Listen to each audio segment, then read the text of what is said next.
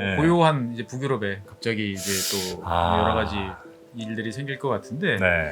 자기들끼리는 그래요. 우리의 이 가입은 2월 24일 날 확정됐다. 러시아가 우크라이나를 침공하는 순간 이미 우리의 운명은 결정됐다. 이제 뒤도 안 돌아보고 나토로 간다. 근데 이제 이거에 대해서 당연히 러시아가 난리가 났잖아요. 일단은 신경질적인 반응을 보입니다. 네. 그래서 이제 외무차관이 심각한 결과를 초래할 수 있는 중대한 실수를 저질렀다. 결과에 대해서는 책임져야 될 거다라고 이야기를 하고, 그러다 보니 이제 어떻게 보면 이제 안전판들은 우크라이나처럼 혼자서 모든 걸 견뎌내야 되는 그런 상황은 아니지만 상황이 급박하게 돌아가니까 이제 더 확실한 안전 보장을 위해서 이제 나토 가입이라는 이제 결단을 내린 거죠. 최준영 박사의 지구본 연구소, 오늘도 여러분을 세계 어떤 곳을 한번 또 모셔가 보도록 하겠습니다. 반갑습니다. 정프로고요. 네, 최준영입니다. 네, 최근에 본 국제 뉴스 가운데 핀란드, 또 스웨덴이 나토를 가입한다. 네, 그래서 그렇죠. 이것도 러시아가 가만히 있겠냐, 이제 이런 뉴스가 좀 있더라고요. 맞습니다. 뭐 네. 고요한 이제 북유럽에 갑자기 이제 또 여러 가지 일들이 생길 것 같은데. 네. 사실 저 개인적으로는 내가 살아생전에 볼 수 있는 모습일까? 라는 생각을 했던 이벤트가 지금 벌어지고 있는 거예요. 이른바 중립국이라는 곳들이. 그렇죠. 한 곳도 아니고 두 곳. 그러니까 이제 뭐 이를테면 핀란드 같은 경우는 이제 러시아하고 국경을 접하고 있으니까 네. 사실 항상 불안하거든요. 네. 좀 불안하니까 이제 급박한 상황이 되면 할 수 있을 것 같아 라고 생각을 하는데, 스웨덴은 사실 그 서쪽은 노르웨이가, 네. 동쪽은 핀란드가 사이에 딱 있잖아요. 그러니까 뭐 굳이 이렇게까지 나설 필요가 없다고 생각을 했는데 두 나라가 나란히 손잡고 가는 걸 보니까 이거 역시 또 한번 역사적인 순간이겠구나 생각이 들더라고요. 네. 근데 이렇게 가입하고 싶다고 그냥 가입되는 건 아닐 거 아니에요. 그렇죠. 그러니까 이제 한번 쭉 전체적으로 살펴보면 이제 일단은 핀란드가 5월 12일 날 이제 가입 의사를 이제 표명을 했고요. 그 다음에 5월 15일 날 공식적으로 우리 가입하겠다라고 이야기를 이제 했습니다. 그래서 사실은 그 전에 이제 스웨덴하고 핀란드하고 양쪽 총리가 만나서 이야기를 했죠. 그때 이야기된 게 핀란드가 먼저 하고 뒤따라서 스웨덴이 가겠다. 근데 처음에는 핀란드가 하고 난 다음에 스웨덴이 한 몇 달 후에 가겠다라고 했는데 이제 거의 동시에 지금 가는 형태로 바뀌었어요. 그래서 5월 15일 날 핀란드가 발표하고 5월 16일 날 스웨덴도 가입 절차를 시작하겠다라고 이제 발표를 했고요. 그래서 이제 5월 18일 이제를 전후해서 가입 신청서 라고 하는 게 공식적으로는 명칭은 아닌데 정식 절차를 이제 밟겠다라고 했고, 그래서 여기에 대해서 이제 많은 분들이 궁금해하시는 게, 아니 중립국이 그렇게 가입하려고 그러면 뭐 최소한도 뭐 국민투표 뭐 이런 거 해야 되는 거 아니야? 라고 했는데 이제 핀란드 같은 경우는 의회에서만 오케이를 하면 되는 거고, 스웨덴 같은 경우는 뭐 의회 동의도 필요 없다. 그냥 정부가 결정하면 된다. 라는 이제 상황으로 이제 정리가 되더라고요. 그래서 이제 5월 18일자로 우리 시간 5월 18일자로 핀란드 의회에서 이제 투표를 했고요. 압도적인 찬성으로 가입을 이제 불안감이 크다 이제 이런 거겠죠. 그렇습니다.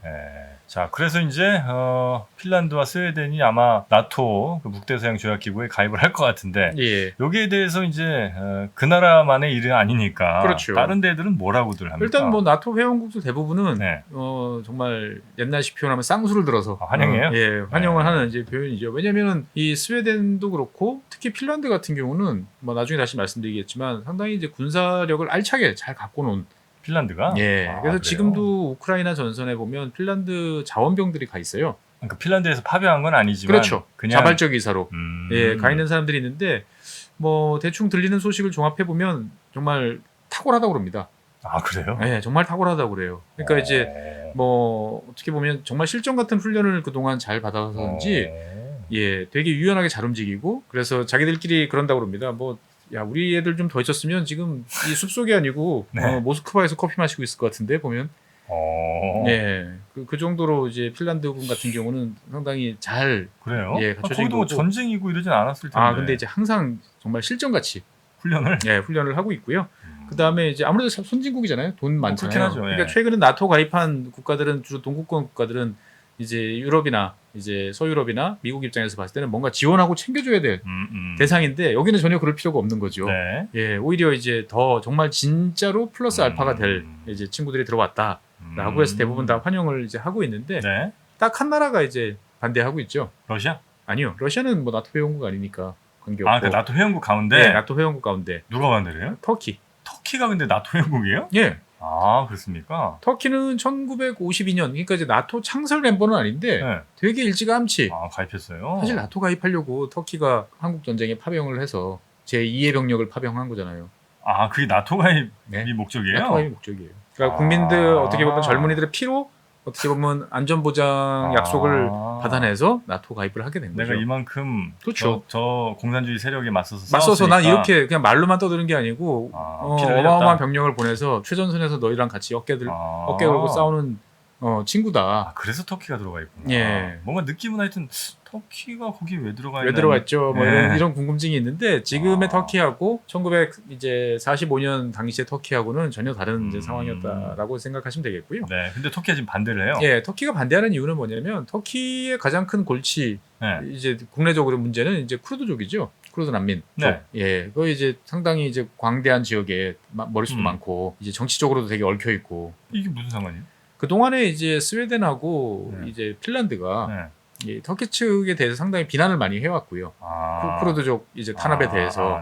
그다음에 이런 뭐 직간접적인 도움, 뭐 난민이라든지 이런 차원에서 쿠르드족에 대해서 되게 지원하고 도와주는 이제 여러 가지 활동들을 많이 해왔어요. 그래요. 그러다 보니 이제 터키 입장에서 봤을 때는 뭐 충분히 이야기를 해볼 수 있는 뭐 그런 사안이라고 봐요. 그래서 이제 나토가 이제 만장일치다 보니까 만장일치예요. 네, 만장일치다 보니까 이제 안 되는 거 아니냐 이렇게 생각하시는 분도 계시긴 한데 실제로 뭐 그렇게 될 거라고 생각하는 사람들은 별로 없는 것 같아요. 불만을 얘기하고는 있지만 결국은 찬성할 거다. 예, 일단은 이제 뭐 핀란드 같은 경우는 얼마 전에 에르도안 대통령이랑 통화를 했고 얼마든지 타협 가능할 것처럼 보였다. 이야기를 해보겠다라고 이야기를 하는 거고 무엇보다도 미국이 내려다보고 있죠. 빨리 해라. 예, 너 지금 터키가 지금 우크라이나 러시아 전쟁 때 나름 그래도 열심히 이제 우크라이나와 이제 친서방 경향을 보여줘가지고 좀 봐주고 있는데 여기서 또 딴지 걸면 어디 보자라고 이야기를 하는 거고 그래서 그런지 나토 사무총장이 공식적으로 밝혔어요. 터키는 얌전히 있을 것이다. 그래. 약간 좀 자존심 상하게. 자존심 상하는데 이제 뭐 나토 입장에서 봤을 때는 어쨌거나 이거 뭐 최대한 빨리 처리하겠다라는 입장인 거죠. 보면. 그 이제 우리가 스웨덴, 핀란드 중립국이라고 이제 알고 있고. 예. 스위스 뭐 이런 데가 이제 대표적인 그냥 중립국이잖아요. 예. 핀란드 여기도 이제 같은 뭐 영세 중립국이라고 하나요? 뭐 이런 느낌의 중립국인가? 그러니까 이제 조금씩 그 레벨이 좀 달라요. 그러니까 이제 핀란드하고 스웨덴하고 일단 중립국이긴 한데 이제 그 스웨덴이 어떻게 보면 핀란드보다는 조금 더 중립국에 가까운 듯한 모습을 이제 보였고 왜냐면 핀란드는 이제 그동안에 예전에 소련 영향권이라는 게 있기 때문에 그렇죠. 예. 완전히 막 100% 독자적 이건 또 사실 힘든 상황이었거든요. 보면은 그렇지만 또 스웨덴도 나름대로는 이제 안보에 대한 계속 불안감이 있었기 때문에 이제 특히 냉전 종식 이후에는 이제 나토나 이제 EU 둘 다 이제 또 EU 회원국이잖아요. 그래서 여러 가지로 이제 그 협력을 강화를 해왔고 사실 이제 미국이라든지 독일 같은 이런 나라들로부터는 이제 그 침공을 받으면 이제 도와주겠다라는 약속을 이제 받은 상태고 최근에는 이제 영국하고도 이제 상호 그 안보 협정을 체결한 상태예요. 그러다 보니 이제 어떻게 보면 이제 안전판들은 이제 우크라이나처럼 혼자서 모든 걸 견뎌내야 되는 그런 상황은 아니지만 상황이 급박하게 돌아가니까 이제 더 확실한 안전 보장을 위해서 이제 나토 가입이라는 이제 결단을 내린 거죠. 네. 그래서 이제 나토 가입을 결심을 했는데 만약 이제 나토 가입을 한다고 치면 이제 주변국들이 이제 동의하면 이제 끝 이렇게 되는 거예요? 이게 사실 이제 핀란드나 스웨덴 같은 나라 이 정도 되는 나라들은 뭐 그냥 가입 의사만 밝히면 사실 되게 쉽게 갈 수 있어요. 근데 그렇지 않은 나라들은 상당히 이게 이제 어렵고 힘듭니다. EU 가입보다는 조금 쉬울 수도 있을 것 같은데 만만치 않아요. 왜냐하면 이제 나토 같은 경우는 이제 원칙들이 있어요. 그러니까 이제 일단은 자기들이 내세우는 기준들을 충족을 해야 되고 그다음에 기존 회원국들 동의를 받아야 돼요. 그런데 이제 그 기준이 뭐냐? 그러면 이게 뭐 우리로 따져가 점수 뭐 이를테면 뭐 야포 뭐 병력 뭐 GDP 대비 국방비 지출 이런 거면 차라리 좋겠는데 군사 동맹이니까 그런 게 아니에요. 그러니까 뭐냐면 당신네 국가는 이제 시장 경제에 찬성하냐, 자유민주주의를 수호할 의지가 있느냐 이념으로 가는군요. 그렇죠. 그 다음에 소수민족에 대해서 공정한 대우를 보장해 주느냐, 국내적으로 어떤 갈등이 벌어졌을 때 그거를 무력이 아닌 평화적으로 해결할 수 있는 체제와 시스템, 의지가 있느냐. 민주주의 국가냐? 그렇죠. 그 다음에 나토가 이제 그 작전에 대해서 실제로 너희들이 기여할 수 있는 게 몫이 있냐. 그 그다음에 무엇보다도 이제 군과 민, 그러니까 이제 그 민군 관계가 이제 민주적인 관계냐, 그리고 이제 그걸 뒷받침할 수 있는 제도가 이제 확보되어 있느냐라는 이제 이러한 가치들이다 보니까 사실 이게 뭐 당연한 거지, 민주주의 국가는 이렇게 생각할 수도 있지만 네. 이제 체제 전환했던 이제 동유럽 국가들, 그다음에 소규모 국가들, 독립한 지 얼마 안 되는 국가들, 이런 나라들 입장에서 봤을 때는 상당히 좀 버거울 수가 있는 거죠. 그렇겠네요. 예. 시장 경제가 뭐 이렇게 역사가 길지도 않을 거고. 그렇죠. 그다음에 네. 이제 그 민족 분쟁이라든지 소수민족 관련한 여러 다툼들이 있고 그거에 따른 이제 트러블들이 계속 존재하는데 그거를 이제 동등한 대우, 평화적 해결, 이게 이제 잘 되겠느냐, 이제 이런 것도 있고요. 네. 사실 저도 이번에 찾아보고 이제 알았는데 이게 저희는 신청한다. 우리가 가입을 신청하고 그러면 그렇죠. 이제 원서 폼에다 써가지고 내면 검토해서 받아주는 네. 것 같은데 이게 형식 엄밀하게 말하면 그런 형식이 아니더라고요. 그러니까 뭐냐면 네. 일단은 뭐 스웨덴이나 핀란드가 이번에 이제 가입을 하겠다라고 이야기한 거는 이제 나 나토에 관심 있어, 관심 표명입니다. 네. 그러면 이제 이 관심을 표명한 국가를 이제 기존 회원국들이 모여가지고 야, 쟤네 초대해도 될까 우리? 그래서 우리 다 초대 한번 해보자라고 그러면 초대하는 형식이에요. 아, 예. 이게 위에서 딱 보고 이건 합격, 불합격 이게 아니고 불합격이 아니고 여기서 초대를 한다고요? 예, 나 관심 있는 나토에 관심 있어요. 와서 이야기 좀 해도 괜찮을까? 뭐 한번 이야기 해보자. 난 쟤 싫어. 하고 자관 가입 그러면 만장일치로 그럼 한번 이야기 해보자. 라고 하면 자 그러면 테이블에 앉아서 우리 이야기 해봅시다. 라고 해서 이제 들어오는 거죠. 네. 그러면 이제 그렇게 들어오면은 이제 집중 대화라고 그래가지고 인텐시파이드 다이얼로그라고 그래가지고 그 아까 말씀드렸던 특정 기준에 대해서 대화를 하는 거죠, 실제로.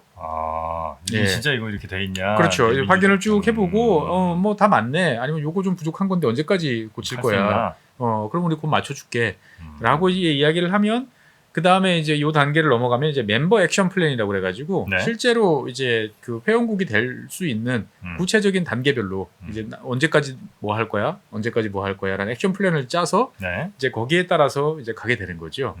근데 이제 사실은 이 멤버 액션 플랜에 참여한다고 해서 100% 이제 회원 자격 보장은 아니고 네. 안 될 수도 이제 있는 상황입니다. 그래서 현재로서는 이제 기존 국가들, 나토 회원국들이 이제 그 비준을 다 참여하는 거에 대해서 동의해라고 했을 때 국내적으로 찬성을 해야 되는데 뭐 빠르면 몇 달, 뭐 길면은 최대한 뭐 연말, 뭐 1년 정도까지도 소요될 수 있다 그러는데 아마 빠르게 진행될 것 같습니다. 보면. 약간 근데 좀 부담은 되겠다. 지금 러시아가 지금 이거 나토 가입 때문에 굉장히 지금 열받아 있는데. 그렇죠. 이거 그냥 그때 이거 갖고도 러시아 뭐라고 했었죠. 네. 2014년, 15년, 14년 크림반도 이제 병합 이후에 네. 이제 이런 움직임이 좀 있으니까 이제 경고장을 한번 날리긴 했었죠. 근데 이 나토는 또 재밌는 게 그 탈퇴는 또 자유로워요. 안 하고 싶으면 그냥 바로 땡이에요? 네, 붙잡지 않아요. 그래도 이게 뭐 군사작전이나 이런 것들을 이제 같이 그렇죠. 이제 해야 되는데. 해놓는데 뭐 그럼 나간다는 어쩔 거야. 라는 이제 또 그런 면이 있는지 탈퇴에 대해서는 자유로운 탈퇴를 또 보장한다. 네. 이렇게 딱 명기를 해놨습니다. 보통은 이런 데가 이제 어디죠? 동호회 같은 데도 좋은 데인데 이게 가입은 좀 어렵지만 탈퇴가 좀 쉬운데 이런 데들이 사실 퀄리티가 좀 있습니다. 근데 이제 보통 우리는 반대죠. 들어올 때 내 맘대로지만 나갈 때 그런 경우가 많죠. 예. 자, 그래서 이제 나토 북대서양 조약 기구에 우리가 알고 있는 유럽 국가들은 거의 다 들어가 있는 거죠. 미국하고 영국도 있고. 그렇죠. 그러니까 1949년에 이제 만들어졌고요. 네. 처음에 만들어졌을 때는 벨기에, 캐나다, 뭐 덴마크, 프랑스, 아이슬란드, 이탈리아, 룩셈부르크, 네덜란드, 노르웨이, 포르투갈, 영국, 미국. 우리가 생각했을 때 주로 유럽 국가들, 그다음에 미국, 캐나다 이렇게 이제 참가를 했고요. 네. 그러고 이제 1952년에 이제 그리스하고 터키가 이제 가입을 했죠. 터키가 이제 우리나라에 군인 많이 보내서 그리스도 보냈죠. 그리스도 보냈네요. 네, 맞아요. 그 힘든 와중에 자기들도 내전 치르고 정신없는 와중에 보낸 거죠. 맞아요. 그리스는 제가 한번 가봤는데 그리스에 그 있더라고요. 예, 한국전쟁 참전 기념비 있죠. 있습니다. 네. 그러니까 이 두 나라 같은 경우는 사실 유럽 입장에서 봤을 때는 쟤 유럽 맞죠? 라고 할 법한 정말 변방 오브 변방의 국가들이었는데 사실 그리스가 유럽의 원륜 굳이 따지면 그렇긴 하지만 당시 상황으로 봤을 때 보면 너무 약점. 그런데 두 나라 모두 이제 공산주의와 맞서는 어떤 그런 안전 보장에 대한 열망이 강했기 때문에 이제 신청을 했던 거고 이제 가입을 했던 거죠 보면은. 그러고 1955년에 이제 패전국이었던 이제 서독 독일이 이제 재군비를 갖추고 이제 나토에 가입을 한 거죠. 사실 되게 이제 큰 일이었습니다. 서독은 좀 그랬겠네요. 그렇습니다. 뭐 전쟁이 끝난 지 10년도 안 됐는데 다시 또 군비를 갖춰서 예, 군사 동맹에 가입해라는 게 상당히 이제 부담스러웠지만 당시 냉전이 이제 이걸 가능하게 해줬고요. 네. 그러고 난 다음에는 한동안은 멤버 변경이 없었어요. 그러니까 55년 다음에 멤버 변경이 82년이었으니까. 누구예요? 그 다음에는 이제 스페인이었습니다. 스페인은 안 들어가 있었어요? 예, 스페인이 이제 프랑코 총독이 계속 있을 때는 민주주의 국가 아니잖아요.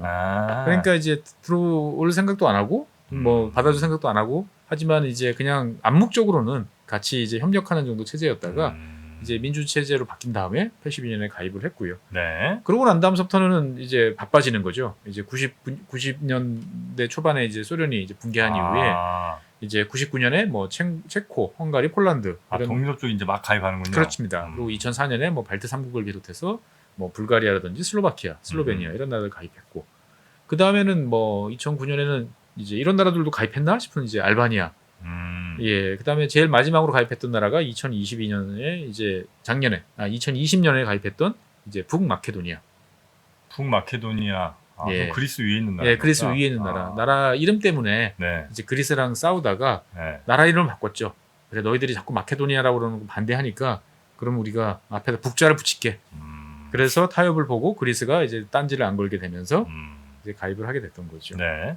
근데 이제 막 나토를 가입했어요. 예. 가입하면 뭐 그냥 작전에 여기를 포함시켜준다 이렇게 되는 거야? 아니면 뭐 실제로 어떤 뭐 벙커를 만들어줘요? 뭐예요? 그러니까 일단은 나토 회원국으로 정식으로 가입이 되면 네. 제일 좋은 거는 뭐냐면은 일단은 어느 나라는 나토 회원국이 침범을 받으면 모든 나라가 자기 영토를 침범받은 거와 동일하게 간주해서 공동 대응에 나서요. 일단 그게 사실은 가장 큰 거고요. 군사 동맹이네 그냥. 그렇습니다. 네. 그런데 그렇다고 그래가지고 이제 모든 국가에 뭐 병력을 배치하고 군사 시설을 배치하고 이러지는 않아요. 네. 그러니까 이제 발트 3국 같은 경우도 이제 발트 3국 같은 경우는 원체 작은 나라들이다 보니까 사실 공군기도 없고, 예, 그래서 이제 나토 회원국들이 돌아가면서 이제 그 공중 축계를 해줘요. 그래요? 예, 그런 상황이었는데 이제 그 2014년 이후로 긴장도가 높아지니까 병력들이 이제 자꾸 들어가기 시작을 하는 거죠. 그런 것처럼 이제 사실 스웨덴이나 핀란드 같은 경우는 뭐 다른 국가의 도움이 당장 절실한 이제 그런 상황은 아니니까 네. 뭐 다른 나라 병력들이 여기 고정 주둔한다든지 아니면 그런 목적을 위한 기지를 만든다든지 아니면 뭐 러시아 쪽을 뭐 이렇게 정찰할 수 있는 별도의 설비를 구축한다든지 뭐 이러지는 않을 거예요. 네, 제가 생각했을 네, 때는 네, 네. 이제 합동 군사 훈련 정도는 이제 실시할 수 있는 거고요. 그걸 이제 영토 뭐 스웨덴이나 핀란드 영토 안에서 할 수도 있고 아니면 옆 나라인 뭐 노르웨이 정도에 가서 이제 할 수도 있고 아니면 이제 스웨덴이나 핀란드가 이제 나토에서 벌어지고 있는 다른 나라에서 있는 활동에 같이 참가할 수도 있는 아마 네. 이 정도 형태로 일단은 진행이 될 것 같아요. 자, 그렇게 이제 나토 가입 이후에 어떻게 되는지 어떤 변화들이 있는지 한번 좀 봤고요. 네. 근데 사실 스웨덴이나 핀란드는 저는 그냥 이미 가입을 했을 것 같은 느낌이 좀 있었거든요. EU 회원국이기 때문에 그렇죠. 그래서 그런가요? 네, 네. 네. EU하고 나토가 이제 두 개인데 네. 자꾸 뭐 가입 뭐 이제 이러니까 헷갈리는 거죠. 이제 보면은 왜 가입을 안 했을까요? 사실 두 나라는 되게 네. 이제 중립적인 것들을 역사적 그 전통 배경 뭐 이렇게 해오고 있는 거죠. 그러니까 스웨덴 같은 경우는 이제 나폴레옹 전쟁 이후부터 이제 스스로 깨달았어요. 우리가 옛날의 스웨덴이 아니다. 옛날 러시아랑 맞짱을 뜨던 네, 이런 나라 아니다. 유럽 저 복닥거리는 저 아래 발트해 남쪽으로는 우리가 신경을 안 쓰는 게 상책이다. 그래서 이제 19세기 초반서부터 이제 너희도 자꾸 들어보지 스웨덴 너희 왜 안 들어오냐 그러면 우리는 이제 생각이 좀 바뀌었어.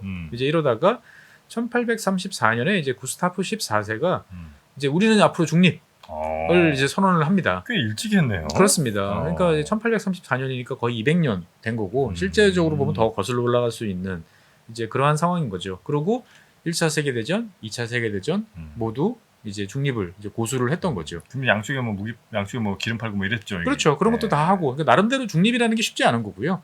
또 한편으로 보면 스웨덴 같은 경우는 나름대로 이제 유럽의 전통적인 군사 강국 이런 이미지, 스웨덴이 역량 이런 게 있었기 때문에 굳이 건드려봐서 얻을 게 없다라고 생각을 했던 거고요. 네. 핀란드 같은 경우는 이제 2차 세계대전 전후해서 이제 전쟁을 소련과 치열하게 치렀죠. 했죠. 그래서 국토의 10%를 떼내주고 큰 피해를 입고 그러고 난 다음에 이제 소련 입장에서 봤을 때 이제 독립 국가로 내버려 두긴 했지만 네. 여러 가지를 간섭을 하는 이제 상황이다 보니까 중립을 이제 할 수밖에 없죠. 그러니까 중립이라고 해도 이게 친서방적 중립이 있고 완전히 이제 중립이 있고 그다음에 예전 같으면 이제 친소련적 중립도 이제 있을 수 있는 이제 이런 건데 핀란드 같은 경우는 친소련적 이제 중립이었던 거죠.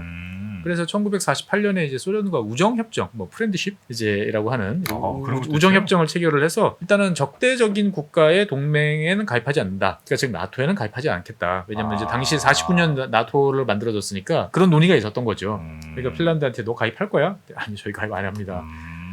그러고 혹시라도 이제 핀란드가 너희가 이제 우리가 소련이 이제 서방 국가들하고 전쟁을 치를 때 이를테면 노르웨이 같은 경우는 가입을 하면 이제 이 영토를 가로질러 가지고 소련을 공격할 때 너희들 도와주면 안 돼. 라고 해서 이거 당연하죠.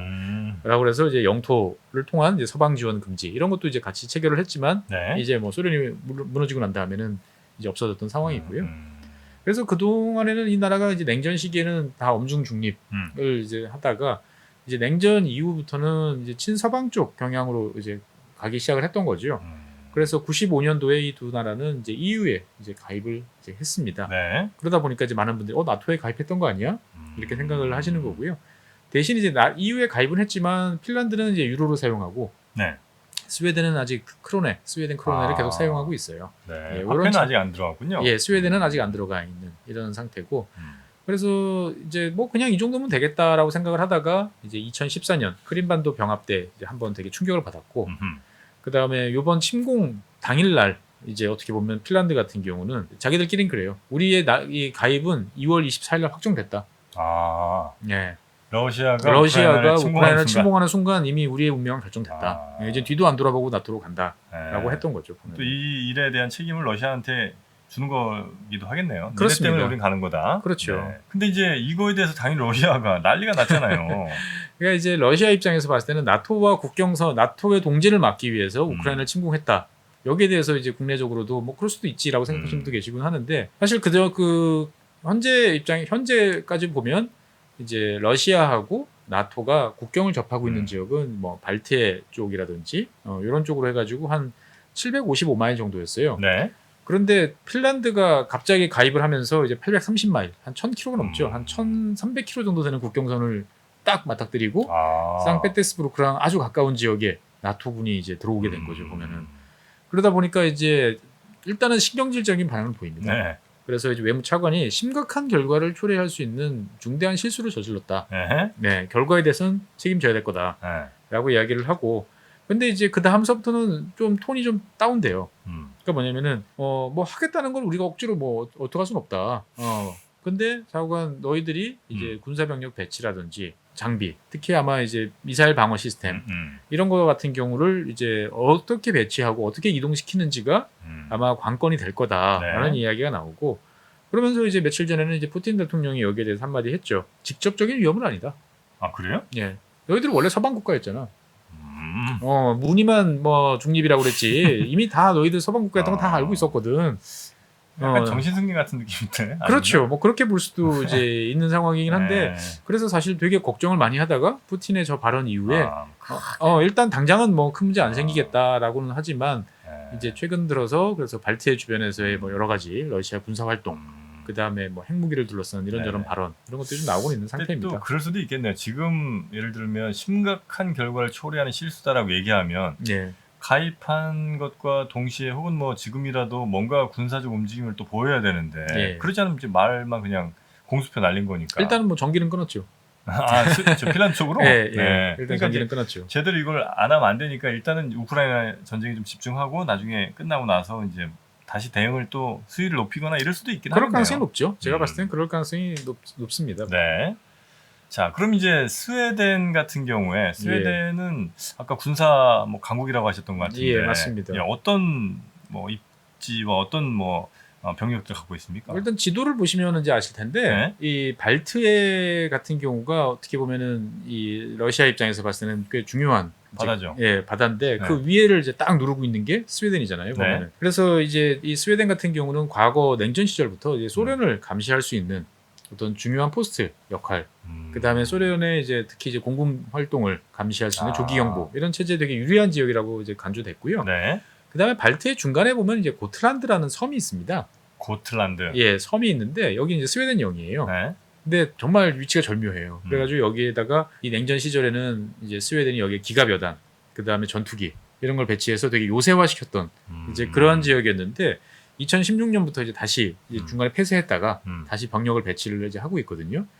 근데 이제 여기가 이제 나토의 어떤 기지 거점이 되는 거죠. 발트의 거점이 되면 네. 이제 그 러시아 입장에서 봤을 때는 바다를 통한 어떤 활동, 발트해 쪽에서의 어떤 여러 가지 활동은 큰 제약을 받을 수밖에 없는 이제 그러한 상태가 되고요.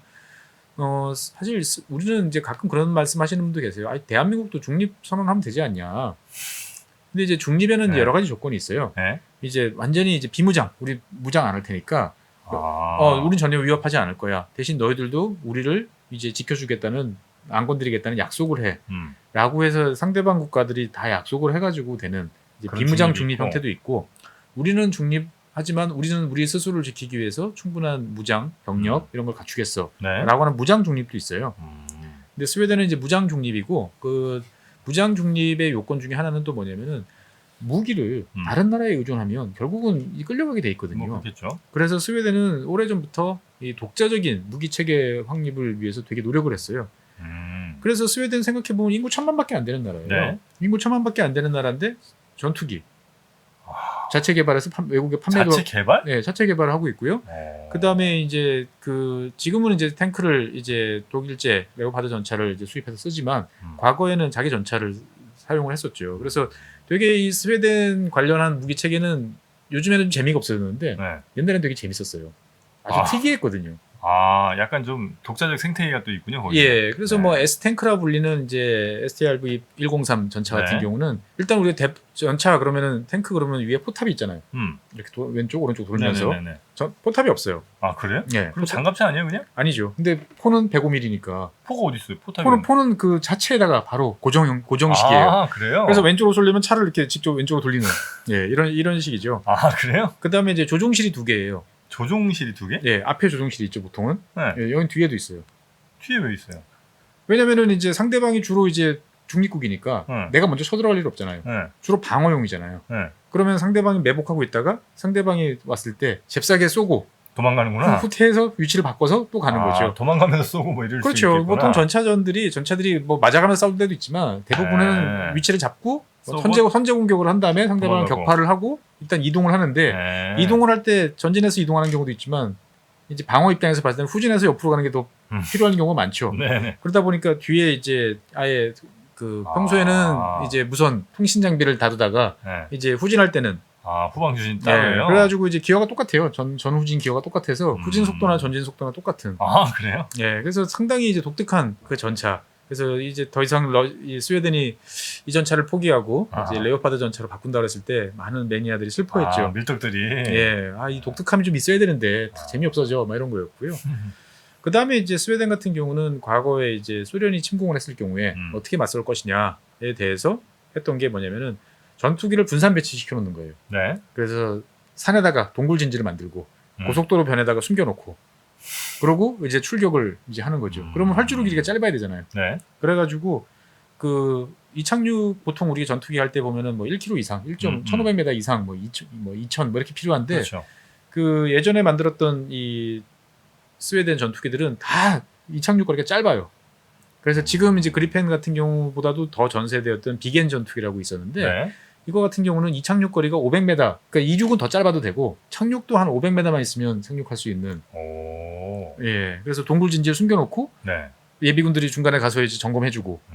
그러니까 되게 이제 단순 명료하고 이제 고장 잘 안 나는 이제 그런 거고요. 현재도 이제 그리펜 전투기 만들어서 이제 여러 나라에 이제 수출도 하고 있는 이제 이런 나라인 거죠. 요 전투기가 다른 나라에 수출도 돼요? 네, 냉전 종식 이후에는 다른 국가에 수출도 해가지고 어떻게 보면은 이제 그 미제 F-35나 이제 이런 고가의 전투기를 사기 힘든.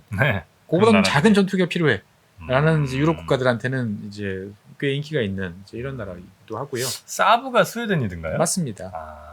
예. 그래서 막 옛날 사브 광고 보면 맞아요. 항공기 예. 뭐 이런 다 여기서 이제 비겐 전투기 이런 거 만들었던 데가 사브죠. 그렇군요. 네. 자, 그리고 여기는 뭐 저 징병제는 아니죠, 스웨덴은?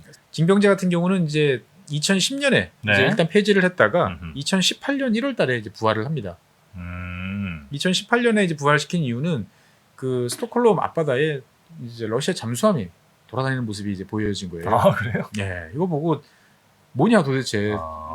스웨덴군 도대체 뭐하냐 당연히 이러겠죠. 근데 우리가 병력도 없고요. 막 이러니까 야 다시 징집해라고 됐던 거죠.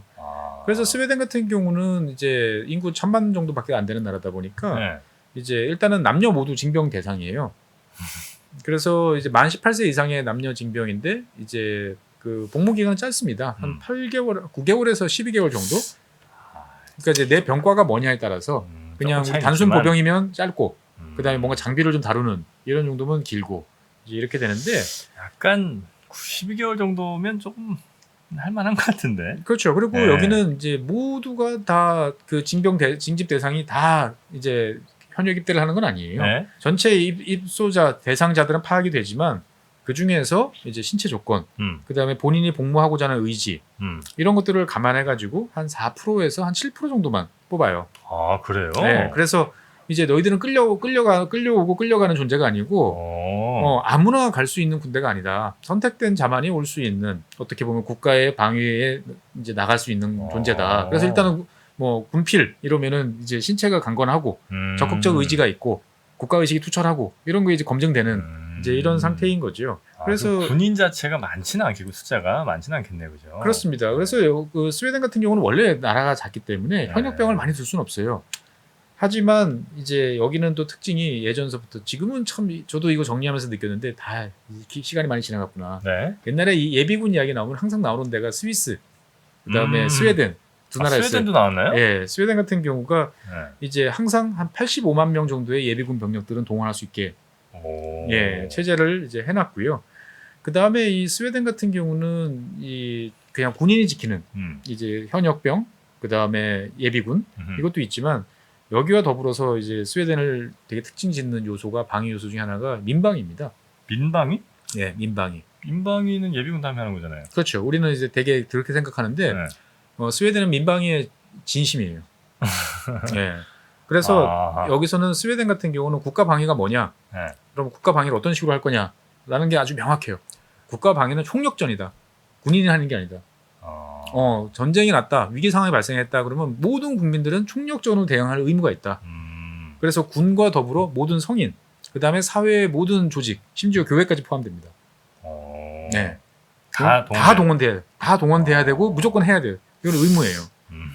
그리고 그 다음에 상대방이 점령을 할 수 있지만 스웨덴 국민들은 마지막 한 명까지 싸운다라는 게 또 국가 전략이에요. 네. 그래서 상대방이 그 포기하고 물러나게 만드는, 어떻게 보면 순간 전면적 힘 대 힘으로 붙어가지고 우리가 상대를 퇴치할 수는 없어요.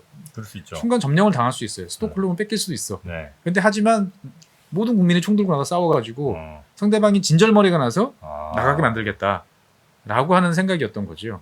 하긴 온 국민이 다 죽고 나면 점령하는 게 의미가 없을 수도 있고 뭐. 그렇죠. 그래서 이런 민방위 체제는 이제 1930년대부터 이제 도입이 돼가지고 이제 쭉 아주 잘 이어져 왔죠. 그래서 여기 스웨덴 민방위 체제를 대표하는 책자가 있어요. 영어로 하면은 이제 If Crisis or War Comes라고 그래가지고 만약 위기와 전쟁이 다가온다면 해가지고 이렇게 한 15페이지? 15페이지 정도 되는 작은 소책자에 팜플렛 정도 되는 게 매년 집으로 배달이 됐어요. 아 그래요? 네. 그러면 당신이 해야 될 거. 우리 적십자에게 매달 집으로 오듯이. 그렇죠. 예. 그래서 지침서예요. 전쟁이 터지면 당신은 뭘 해야 된다. 아 그래요? 예. 그래서 이게 이제 한동안 냉전이 종식된 다음에 안 하다가 그 2015년부터 민방위 체제가 다시 이제 돌아오면서 몇 년 전에 다시 책자가 이제 배포되기 시작을 했어요. 사실은 스웨덴 같은 경우는 스웨덴 국적자만 총을 들고 싸우는 의무가 아니고 스웨덴 내에 거주하는 외국인들도 16세에서부터 70세까지는 국가방위 총력전의 동원 대상이에요. 총만 들 수 있으면 무조건 나오라는 거예요? 네, 70세까지. 60세도 아니고 70세까지. 네. 네. 그래서 이 책자를 이제 영어판도 있고 불어판도 있고 이렇게 쭉 있는데 이제 살펴보면 그런 말이 있어요. 가짜 정보에 대해서 되게 경계심을 높여요. 그래서 아예 딱 써놨어요. 지도자가 항복을 선언하더라도 저항은 무조건 계속해야 된다. 지도자가 항복을 선언할 수도 있잖아요. 더 큰 피해를 막기 위해서 일단은 군사적으로 이제 손은 들 수 있지만 국민들은 어떠한 방식으로든지 계속 저항해야 된다.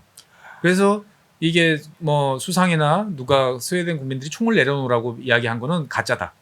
아예 못을 박아버려요.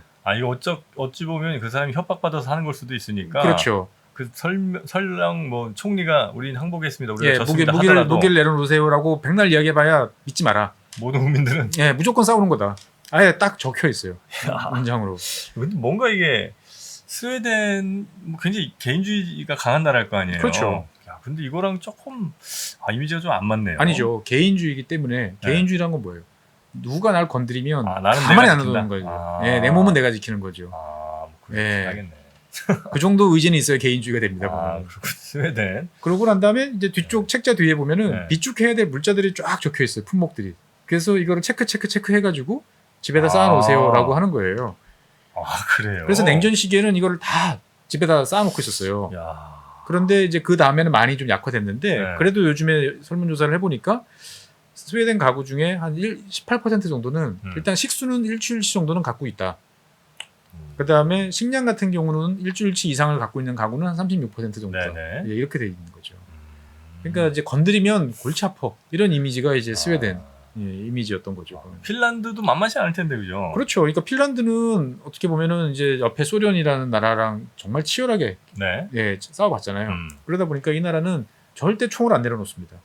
그래가지고 냉전이 끝나고 난 다음에 모든 유럽 국가들이 이제 신났다. 그러고 이제 다 막 군축 해가지고 뭐 이를테면 네덜란드 같은 경우는 기갑 분단이 있었는데 지금은 전차가 0이에요. 아예 없어요? 네, 다 팔아치웠어요. 그런데 냉전 이후에도 핀란드는 유럽 국가 중에서 거의 유일하게 국방력 유지를 계속합니다. 그리고 최근에는 오히려 더 올려가지고 거의 GDP 2% 정도 수준 지출을 하고 있어요. GDP 2%? 예, 그러니까 이제 유럽 국가들한테는 상당히 높은 수준의 이제 지출을 하고 있는 거죠. 그래서 전체 인구가 이제 550만 정도 되다 보니까 사실 현역병은 한 12,000명 정도밖에 없어요. 현역 복무자는. 근데 이제 예비군을 한 28만 명, 30만 명 정도를 이제 유지를 이제 하고 있는 거죠. 여기도 뭐 예비군 민방위 쪽으로 좀 강한 모양이군요. 그렇습니다. 그러니까 이런 나라들은 자관 다 손들고 나오는 거예요. 일단은. 그리고 징집제도 이제 계속 유지를 하고 있고 예비군도 아주 강력하게 훈련을 시키는 나라로 유명해요. 그래서 징집되면 일단 현역병 복무는 이제 6에서 12개월 정도 한 22,000명 정도 이제 하는 거고, 그 다음에 여기는 그래서 스웨덴보다 좀 나은 거는 18세에서부터 60세까지. 예, 60세 오면은 이제 국방 의무는 면제해 줍니다. 10살 까줬네요. 예. 그 다음에 여성도 이제 국방 의무는 있는데 이제 강제 징집이나 이런 건 아니고 이제 본인이 원하면 여러 가지 형태로 이제 복무할 수 있도록 이제 이렇게 돼 있는데, 그래서 아니 이런 거 너무 좀 강력한 거 아니야? 징집제 계속 해야 돼라고 생각할 수 있는데 여론조사를 해보면 국민의 73%는 이제 여전히 이제 징집제, 그 다음에 예비군, 강력한 예비군 훈련 이런 거에 대해서 동의를 하고 있어요. 확실히 그 소련과의 전쟁에 대한 경험이 이런 거에 굉장히 좀 강하게 남아있는 모양이군요. 그렇습니다. 그러다 보니까 이제 소련하고 전투를 치러본 경험이 있다 보니까 얘네들하고 전투를 치르려면 강력한 포병 화력이 필요해라고 생각을 해가지고 이제 유럽 최고 수준의 포병대를 보유하고, 우리나라 K9도 핀란드 수출됐어요? 네, 가져갔죠. 보면은 그 이후로 이제 유럽 여러 나라에 이제 가기 시작을 했던 거죠. 보면은. 이 핀란드 같은 경우는 또 옛날에는 이 냉전 시절에는 소련제 무기로 무장을 하고 있었어요. 뭐 그랬을 수 있죠. 그러다가 냉전이 딱 끝나자마자 바로 이제 미국 F-18 전투기로 바꿨다가 요번에 이제 F-35 이제 64대를 이제 주문을 하면서 F-35 64대요? 예, 국방력 강화에 나서고 있는 거죠. 엄청 많이 샀네. 그렇죠. 그러니까 인구 550만 나라인데 F-35 64대. 그러니까 총력전을 기울이는 거예요, 보면은. 그러니까 위기감이 이제 우리가 생각하는 건 다른 거죠, 보면은. 그래서 사실 핀란드 같은 경우는 이제 2014년부터 이제 나토, 거의 준 나토 국가다. 이런 대접을 받아왔어요. 그래서 이제 아까 스웨덴 같은 경우는 이제 민방위 되게 강하다고 그랬는데 핀란드는 한술 더 뜹니다. 어떻게 해요? 한술 더 떠서 일단은 법령과 제도로서 이제 연료, 주요 곡물 이런 것들을 6개월 이상 무조건 비축을 하고 있어요. 그 다음에 제약 회사들 같은 경우도 이제 그 상당한 분량의 이제 의약품들을 수입해야 되는 의약품들 있잖아요, 우리가. 이것들을 무조건 보유를 할 의무가 있어요. 의무예요? 그게? 의무예요. 그러니까 내가 이를테면 독일에서 독일 바이엘 제약회사에서 뭔가 약을 수입해서 팔아. 그러면 그 분량을 이제 법령에서 정하는 이제 몇 년치만큼을 의무적으로 보유를 하고 있어야 돼요. 그리고 이거에 대해서 매년 점검을 나서요, 의회랑 행정부가. 그러고 난 다음에 전 국민을 다 수용할 수 있을 만큼의 방공호, 대피소 다 돼 있습니다. 그래서 이제 이거를 그냥 평소에는 다른 용도로 쓰려고 이제 지하 안반을 부착해서 이제 지하 아이스링크 이렇게 만들어 놓는데, 이게 전쟁 나면 다 안반 이제 방공호가 되는 거고요. 헬싱키 시내만 해도 수십 킬로미터의 이런 방공호들이 지하 터널로 다 연결이 돼 있어요. 그래서 뭐 스위스 치즈 같다. 이제 이런 말이 있을 정도고. 그다음에 이제 모든 군 이제 주요 사령부 같은 경우는 지하 40m 이상의 화강 안반 네. 타고 들어가서 지하 벙커로 이제 다 돼 있습니다. 그리고 이제 국방 과정이라고 해야 되나요? 뭐 이런 식으로 해가지고 1년에 4차례씩 이제 뭐 기업, 뭐 그다음에 문화, 뭐 국가에 어떻게 보면 영향력 있는 사람들을 소집을 해가지고 1년에 이제 4차례 정신교육, 진짜요? 예, 토론회 이런 거 개최를 합니다 보면은. 야, 이것도 핀란드 이미지랑 제 생각이랑 좀 달랐네. 그러니까 이런 거 안 할 것 같은 나라. 핀란드 사람들은 다 정말 개인주의 극단이죠. 네. 예, 가만히 있고 혼자서 술집에 가도 혼자 조용히, 네. 예, 술만 혼자 먹고, 그리고 나오는 이제 이런 사람들인데 이런 이제 방위, 예, 국방에 대해서는 이제 진심인 거죠 보면. 자, 그래요. 예. 뭐 나토와 그러면 이제 협력을 강화하게 되면 또 러시아와는 또 당장 이제 핀란드는 조금 이제 불편하겠죠. 예, 불편하죠. 국경을 네. 맞대고 있는 나라에다가 네. 전체 에너지의 한 3분의 2 정도는 이제 러시아에 의존하고 있는 상태예요. 그럼 그거는 안 끊어요? 이제 단계적으로 끊을 각오를 하고 있어요. 끊길 각오를 하고 있고, 그래서 가능한 빨리 러시아로부터 이제 에너지 독립을 추진하겠다 이런 이야기를 이제 추진을 하고 있고, 네. 사실 핀란드 같은 경우는 그 동안에 EU랑 약간 티격태격했던 게 이제 바이오 에너지와 관련해서 약간 티격태격이 있었어요. 바이오 에너지? 핀란드는 숲이 많잖아요. 네. 그래서 이 바이오 에너지를 쓰면은 우리는 이제 넷제로 달성 쉽다. 근데 이제 EU 입장에서 봤을 때는 야 그거 태우면 다 탄소 나오는 거잖아. 그거 아닌 것 같은데? 라고 해가지고 네. 이제 바이오 연료 인정 여부를 둘러싸고 좀 티격태격했었는데 아마 가뿐하게 해결하고 예 바이오 연료 확대로 아마 갈 것 같아요. 아 그래요. 바이오 연료라고 하면 뭐예요? 뭐가 바이오 연료예요? 주로 이제 목재. 그다음에 그게 바이오 연료예요? 바이오 연료죠. 그다음에 이제 우리 농업 부산물들 있죠. 지푸라기, 볕단 네. 이런 것들을 이제 그냥 태울 수도 있지만 가공을 통해 가지고 이제 에탄올이나 이런 형태로 이제 만들 수도 있는 거고.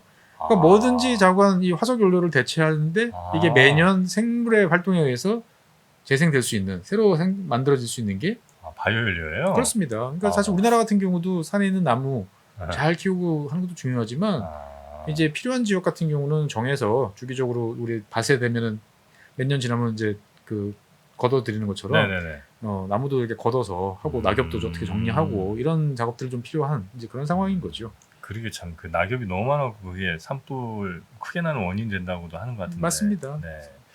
자, 하여튼 핀란드와 스웨덴이 나토 가입을 이제 공식 천명을 했고 아마 나토 회원국들도 다 받아들일 것 같아서 조만간 나토 가입이 확정될 것 같은데. 조만간 우리나라에서도 이제 예비군 민방위 하시는 분들이 또 이 두 나라를 또 열심히 하지 않을까 이런 생각을 좀 해봅니다. 네, 예비군 훈련 같은데 민방훈련 가면 그 정신교육 시킬 때 자주 등장했던 게 이제 이스라엘, 그다음에 핀란드 뭐 이런 나라들이 아니었나 하는 생각이 좀 드네요.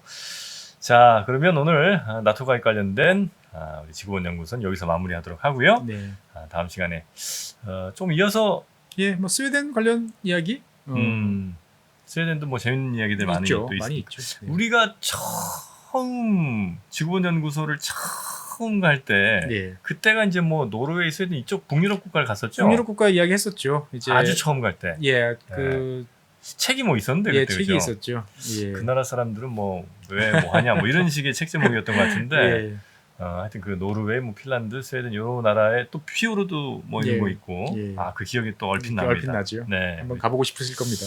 최 박사님도 한번 다녀오셨던 북유럽 이야기. 그러면 저희가 다음 시간에 핀란드, 스웨덴 이야기 조금 더 핀란드만 가네? 스웨덴만 한번 가보겠습니다. 스웨덴 이야기 한번 가보도록 하겠습니다. 자, 함께해 주신 우리 법무법인 율촌의 최준영 박사님 대단히 고맙습니다. 네, 감사합니다.